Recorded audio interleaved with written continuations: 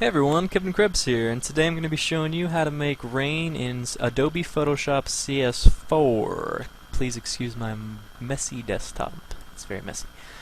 So, let's see what we're going to be doing today. This is going to be the final product of what we're going to be doing, and this was my picture that I Google imaged. Is that even Google imaged? Okay. Okay, it's like a dull, overcast sky without any rain.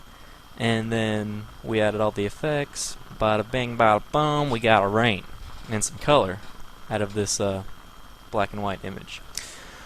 So, let's start a new project.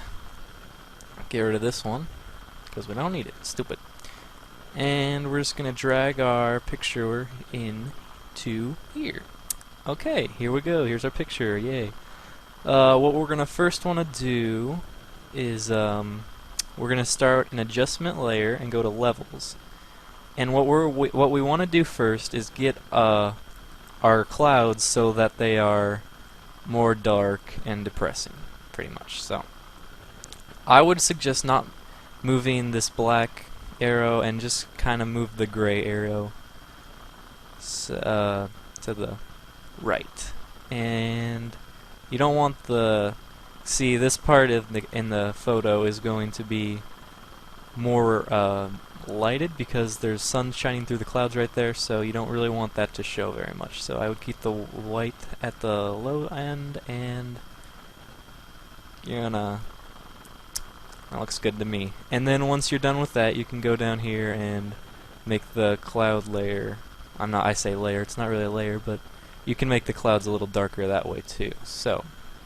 And don't worry about this part, we're going to be cleaning that up with a mask in a sec, because that's the cool part about adjustments layers. This one comes with a built-in mask. So that brings us to our next step, which is actually that we're going to be using we're going to take a brush here, and we're going to be using black as our color.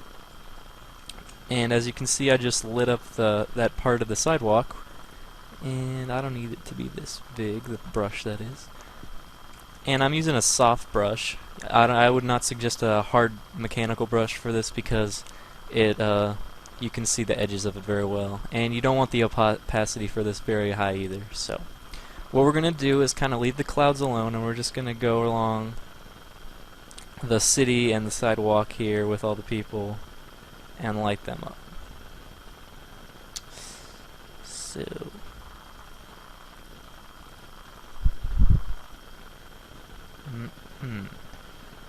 try not to double click any area twice, because it'll make it a little bit more lighter unless you want that to happen. So I just did it on accident, but it turns out it looked better than before. So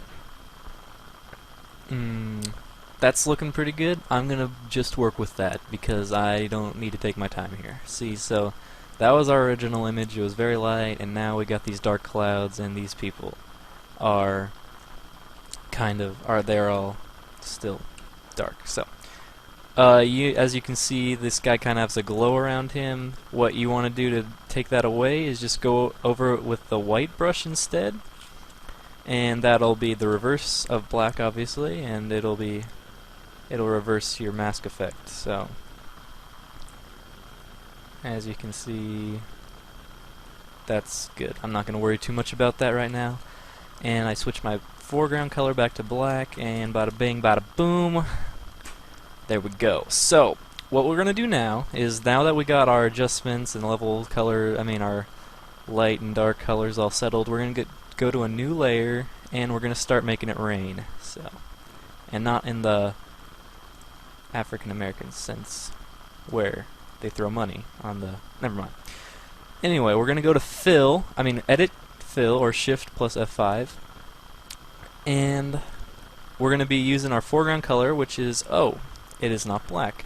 Make sure your foreground color is black for this, folks. Fill, foreground color, 100% opacity, and OK. And oh my god, everything's black. Well, that's normal, because that's what we want, because we want a background for our rain, and I did quotations with my fingers there, to be on. So what we're going to do now is we're going to go to filter and start adding our rain. We're going to go to noise, add noise, And oh my god, it's like the TV stuff where you don't get a channel on it or whatever. And make sure that you have monochromatic noise checked, because you don't want this disgusting colorful noise that looks like it's from the 80s. So make sure you have that checked. And you can use uniform or Gaussian, but I use Gaussian because it looks pretty cool. And I don't know if I said that right. So, alright, that's good. Obviously this is looking pretty bad so far, but that's because we're not done adding all the filter effects. So, what we're going to do now is we're going to go to Filter, Blur, Motion Blur. I think I'm doing this correctly. Yes, okay, Motion Blur. And I already have my presets all set up because I was doing this earlier, but normally it'll probably start at about 0 degrees, and I'm just going to set it to 90 degrees so it's going straight up and down, because that's how rain falls. It falls to the ground, you know, due to gravity. So, the distance is going to affect your picture greatly, obviously. You don't want it to look all futuristic and metallic like this. You want it to look a bit more real, like rain. So what you're going to want to do is, depending on the size of your image and the quality of it, mine is not that big, the picture that is, and it's the quality's pretty bad. I'm not going to say it's bad, it's 720 pixels by something, I don't know, but I'm going to keep it pretty low, around 10 to 20. I'll probably do like, yeah, 13 looks pretty good. So, okay, that's good. And what we're going to want to do for our last little deal here is going to go to Image, Adjustments, Levels. And we want to have it a little bit of a grayish color, kind of like it's blended in, but we do not want it too black or too white. So we're just going to try and, you're going to want to move your white arrow to just about the end of the curve here. And your black curve, you don't want it too tight like this, because it'll be it'll look like that after you blend it with your picture. So you kind of want it to be, depending on how much rain you want it to be kind of, that's looking pretty good. And your output level can be whatever you want it to be. You just got to play around with it. So I'm just gonna say that's good. It'll probably look bad after I blend it, but that's because I'm stupid. And you are not. So, so the rain's looking pretty good right now, but obviously the big problem is we can't see our freaking picture. So, we're going to go to our blending modes here, and normally it's at normal, naturally. And we're just going to go to screen, and that blends the picture with the rain, the noise, the motion blur, etc. So, obviously I can't really see the picture that well, and it's overtaken by this horrible rain effect. So we're going to go to our opacity and lower it a little bit, is what I like to do, so we can see our picture much better that way and work with it easier. So here we have our rain effect, and we're not done, because if we zoom in, and everything looks pixeled when I zoom in, but the rain looks very digital from here. So we're going to fit on screen, and we're going to go to where are we? Filter, blur again, and we're going to do Gaussian blur this time. And what I did for my previous attempts is I put my Gaussian blur at like 0.5 pixels, because you do not want it very big, because obviously this will happen. You don't want that, it looks pretty fuzzy. And then the farther you go, it just kind of looks like a fog effect almost. And hopefully after 250 it's god-awful. Well, it's not god-awful, it looks pretty cool, but this is not the effect we're trying to do right now, folks. So I'm going to set it to we'll try, oh, okay, we're feeling adventurous today, folks. We're going to go to 0.4 pixels. So that is good, that's good. Okay, fit on, zoom out so we can work with it a little bit better. And we're going to utilize our superior knowledge of masking, and we're just going to go over this in a black color. You can lower the opacity to your desired deal too, whatever you want. And we're just going to go, I'm just going to go over in a black brush, because not all rain falls in like the same pattern. So because you get wet, right? You get soaked. And I hope that doesn't happen to you. So I'm just going to go over random areas of the picture and kind of just blotch some of the rain out. And make sure it's not all even, because that doesn't look very natural. But you don't want to make it look too natural, quotation mark fingers, because it'll look pretty, it'll just look like the rain was planned to fall that way, so, you know, just like in real life. So,